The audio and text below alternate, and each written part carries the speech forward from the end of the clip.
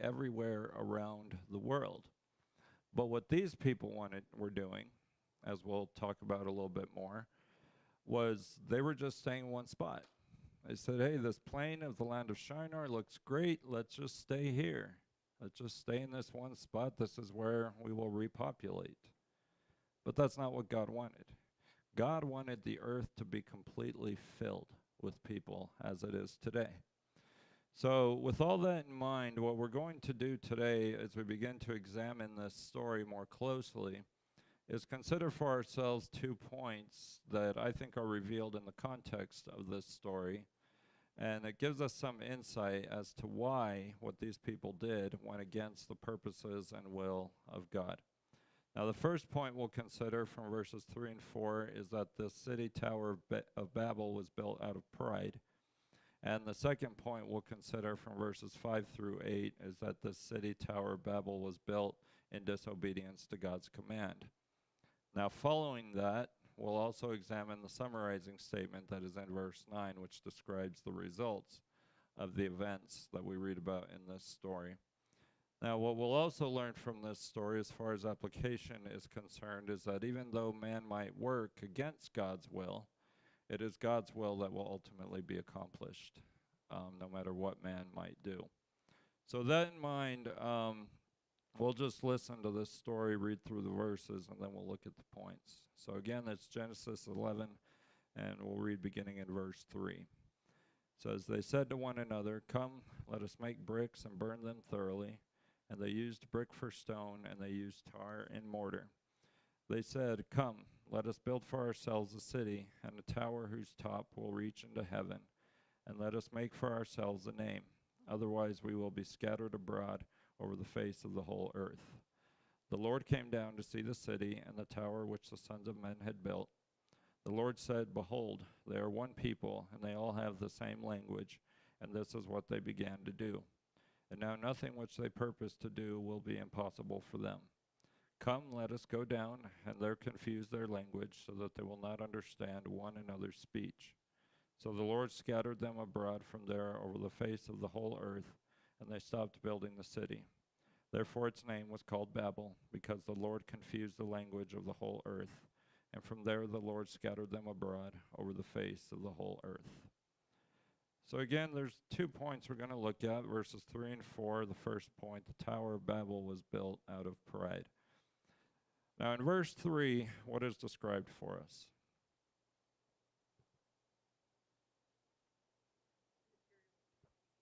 The materials they were going to use. So, as we see from the text, the building materials that would be used in the building of this tower/city would consist of bricks for the stones, and there was the stones of the tower and tar for the mortar of the building.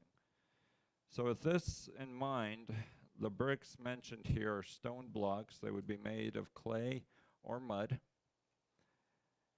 But what are they doing with these bricks? Yeah, they're baking. The New American Standard has burn, but some translations do have bake them thoroughly. Now, what would that accomplish? I think Elaine, you said it, but what would that accomplish? Exactly. So it makes them strong, makes them hard. So this would allow for the building. Now, how they would do that is these bricks have been exposed to very high temperatures. Now, they would do it much differently than we do today, obviously, but it would bake them, and as Elaine pointed out, it would make them very hard. Now, the text says they also had the tar being used for mortar. Can anyone tell me what tar is? What's it used for today? For roads, primarily. Now, I'm glad you said that, Dean, because that's exactly the same material.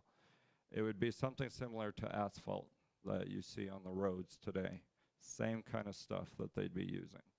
Any other questions or comments on verse 3?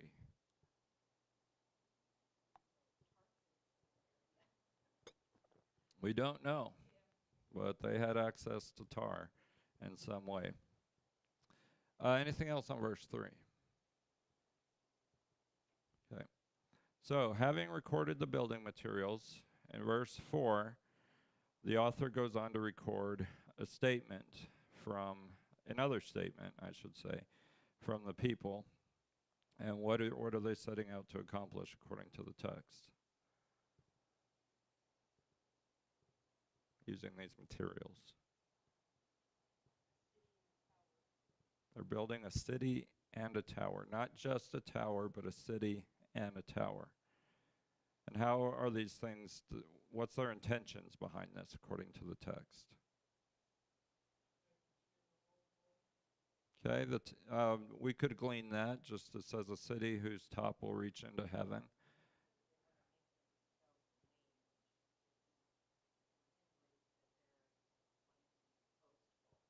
Exactly. Exactly. Right. Elaine, go ahead.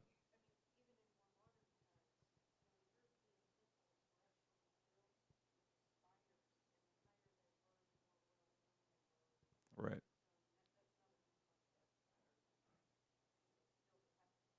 It's still happening today. So yeah, so the text says this tower whose top will reach into heaven. Now, we've run into this term heaven before. Now, can anyone remind me what the word heaven means in different contexts? It's probably the sky that's talking about. Now, when we think of heaven, we think of that place we're going where God lives. But in other contexts, it can refer to the sky. God created the heavens and the earth. God created the sky and the earth is what that means in that context. So it's something very tall that they were wanting to build. And as Elaine pointed out, we still see that today. We build buildings. We don't build them out. We build them up to get them tall. So Andrea also pointed the other detail out we find is they wanted to establish for themselves a name. Now, when we talk about somebody's name, what does that sometimes mean? And I do say sometimes. They're prideful. But that's true. And even more specifically than that, it's talking about reputation. Look at me, as Andrea used in her words. Now, why are they wanting to do this? If they don't do this, what do they say? What's going to be the opposite effect?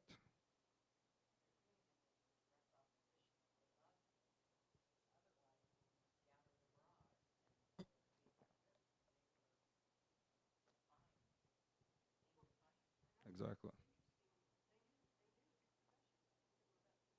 Right. And that's part of their statement here. If we don't do this, here's what's going to happen. We're going to be scattered abroad over all the face of the earth. So, this is where we begin to see they're defying God. Dean, go ahead.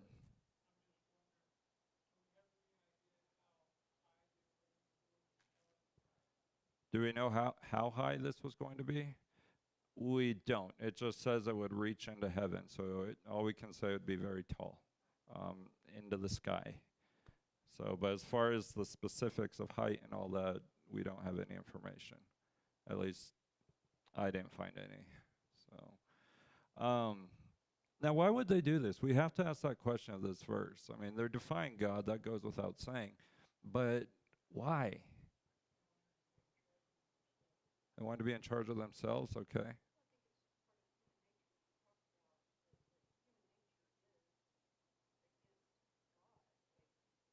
Right. That is our nature. Now, since Genesis 3 happened, our nature changed. God created us good. But then when we chose to go against God, we were no longer good. Jesus himself says this, there is none good except for the Father, and that's a loose paraphrase. So we're not good. We talk about, oh, that person's so good. No, we're not good. I'm not a good person. None of us are good people by virtue of the fact that we have a sinful nature. There's something in us that wants to go against God. Now, we can control that, but it doesn't change our nature. So this might be a reason why they're doing this, because of that sinful nature that has inherently existed within us since the sin of the garden. Um, um, I would have to go back in the context and make sure of that, but some of these people would, yeah, some of these people would. When you look back in Genesis 10, some of them would. Right. Yeah. So among these people would be the descendants of Ham, like Nimrod and Canaan, who we've talked about. So, uh, so good points. Anything else on verse 4?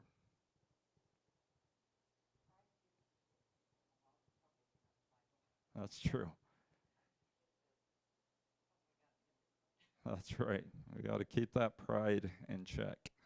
So, so they wanted to make a reputation for themselves, and another possible purpose is showing themselves to be a powerful and united people.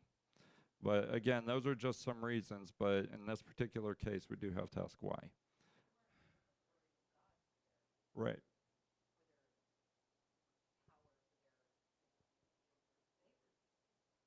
Exactly. They were taking the credit for themselves. And we see that. Let's make a name for ourselves. Not a name for God, but for ourselves.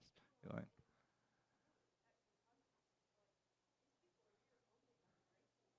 Yeah,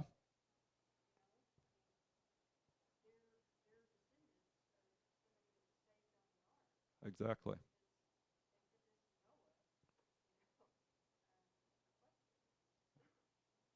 Exactly. 8 people came off the ark, but there's possibly hundreds, if not thousands, of people at this point that are all settling in one spot, all because they could communicate with each other. So good points. Anything else? Okay.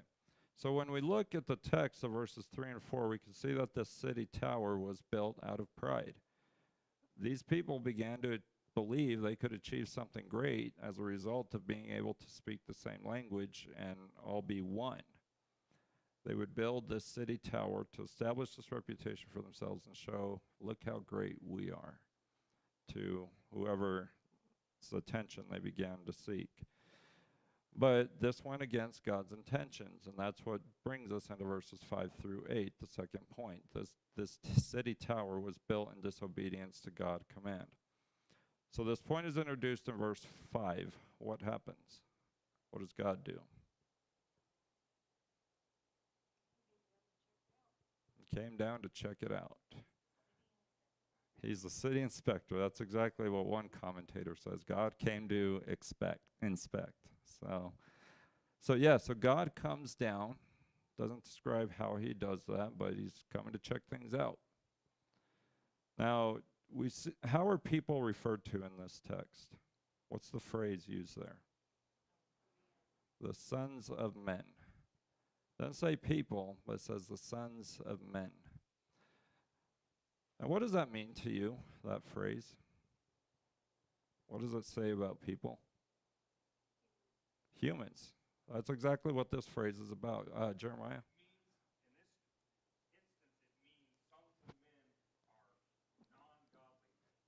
That's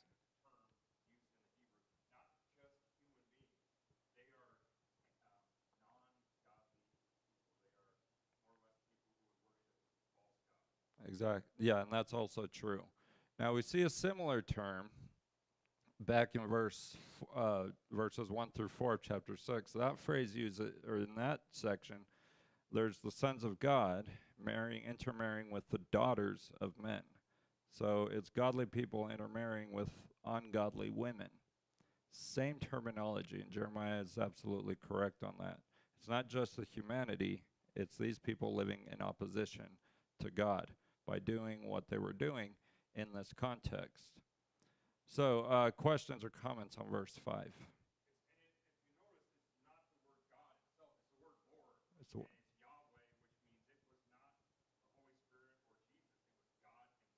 exactly. Jehovah God, some might say. Yeah. And if you have the word Lord capitalized, that's why it's the Yahweh or Jehovah term that's being used there. So, anything else on verse 5? Okay. So going into verse 6, what's the observation that God makes, or the Lord makes, I should say?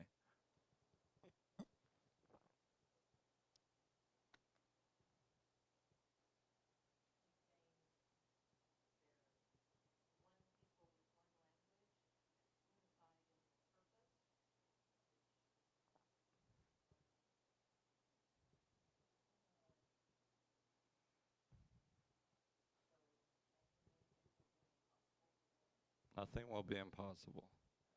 That's what he's saying. They're all united. They all speak the same language. Nothing will be impossible for them. There's nothing that they can't do.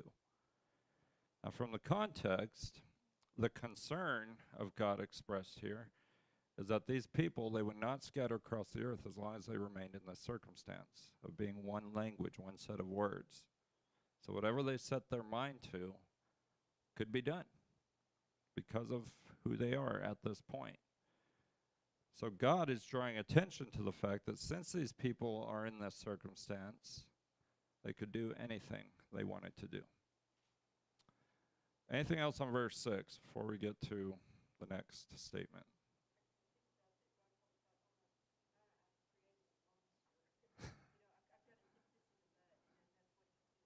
Right, that's what he's about to do. Now, before the flood, one thing that was said about God is he was sorry he had created mankind. Maybe a similar situation here. Go ahead, Dean.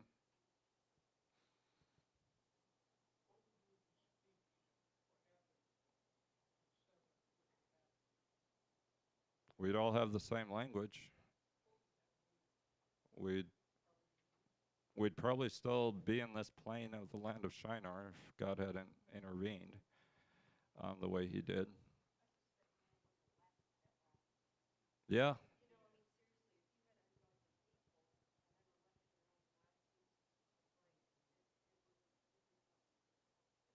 yeah. Like, there's a lot of we could always ask those what if questions if things have been different.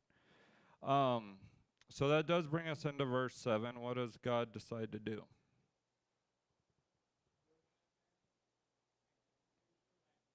To confuse their language. Why? What does the text say? Okay, so I have to spread out, but what else does the text say? They wouldn't be able to understand each other. Now, what is the beginning of that verse says, come, not let me go down, let us go down. So we have to ask, what's this let us about? Now, it's not the first time we've run into this phrase in Genesis. Back in the creation account, God said, let us make man in our own image. And if you remember, this isn't necessarily the Father, Son, Holy Spirit language that we think about, but this is a phrase indicating that God is sort of talking to himself. I know I've been guilty of that. So when I'm trying to think about doing something, well, I say to myself, let us do that. Let us do that, but only talking to myself. This is probably something like that.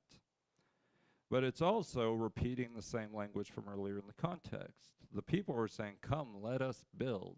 Come, let us use these bricks. So it's the author's way of recording God using the same language for himself. So he says, come, let us go down and confuse their language so that they will not understand one another's speech. Now, Dean's already pointed out that what this would accomplish was the scattering that we're going to read in the next verse. So, anything else on verse 7, verses 6 or 7?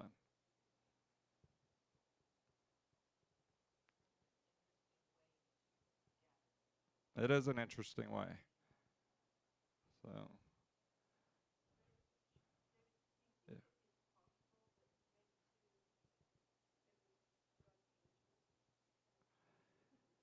It's possible. I mean, because throughout Scripture, you do see God using his angels to carry out his will. So that's definitely a possibility. And that might be that's another way to look at the us language, him communicating with the angels. But again, we can't know for sure. But it's a good question to ask.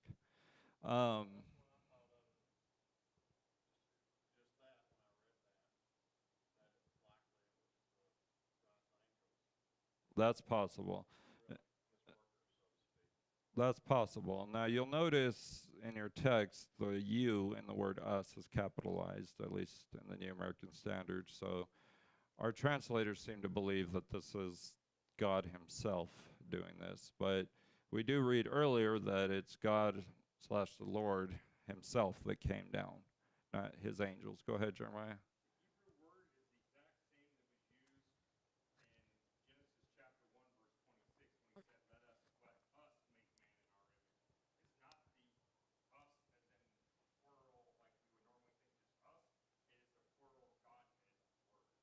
Okay.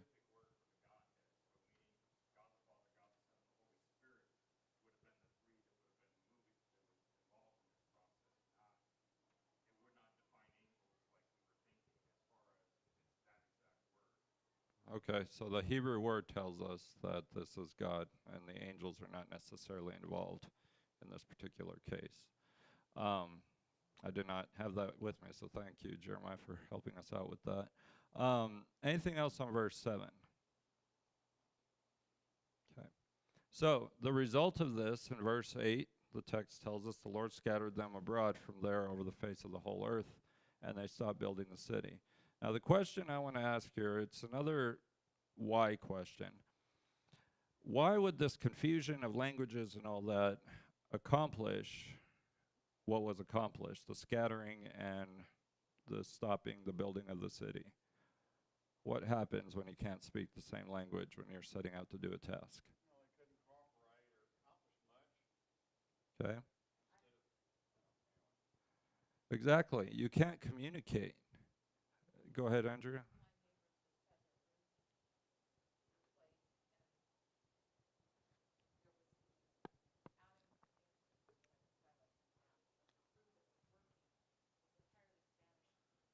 Hmm.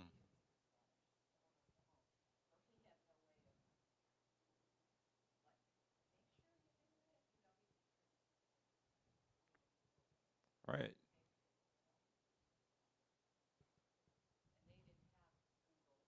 That's true. Right.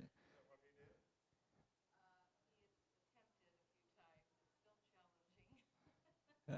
So when you can't communicate, you can't carry out a task. Sandy, go ahead.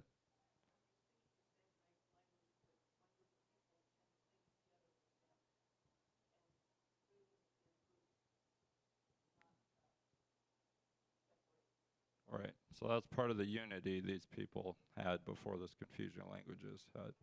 Like, yeah.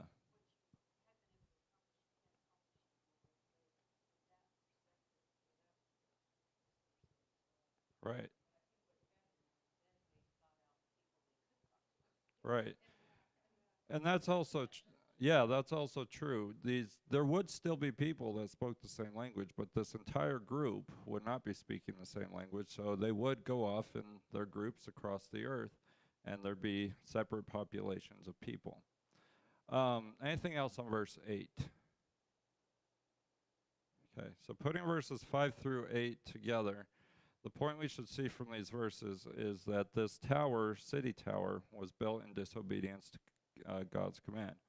Now, for again context, if you were to go back to verse 1 of chapter 9, God said to Noah, "When fill the earth." 3 simple words. That implies don't stay in one spot, spread out. Now, they could have spread out. They could have spoke the same language and still spread out, but they didn't. They stayed in one spot, so God does something about it. I'm going to confuse their language to get them to do what I told them to do. So this tower, the city tower, was built in disobedience to God's command because they did the opposite of God's intention. Now that brings us into verse 9, just the concluding remark the author makes. It says, "Therefore its name was called Babel, because there the Lord confused the language of the whole earth, and from there the Lord scattered them abroad over the face of the whole earth." Now at this point, today we still use the word Babel. What do we usually mean when we say somebody's babbling, for instance? Not making sense. Right. So you can't understand them. Now, as far as the original Hebrew word for Babel, it comes from a word that means to confuse or mix up. So it's from this name also that the nation of Babylon gets its name that we read about later in the Old Testament. But what we learn from this verse is that the reason this part of the world received its name is because of what happened there. God confused the people's language, which resulted in them being dispersed across the earth. Now, what we should also notice from this verse is that all the terminology that has been used throughout the story, it's all used in this one verse. It says, the Lord confused the language, the whole earth, scattered. Those key words that were used are all used in this one verse. And it's used to summarize the entire story that's been told. Anything else on verse 9?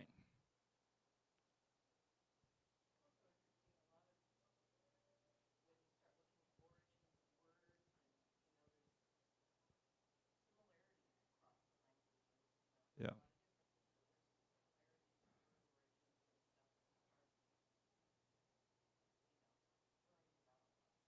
That's true. There is some similarities in world languages that we can find if we do the research. That's a good point. Anything else on verse 9? Okay. So when we put all this together, if we were to boil it down to one point, verse 1 through 9, is what we find is that the building of this city tower was something that was contrary to God's will. God's purpose was to fill the earth up like it is today. But these people went against the opposite, or went against what God did or wanted for the people. They stayed in one place.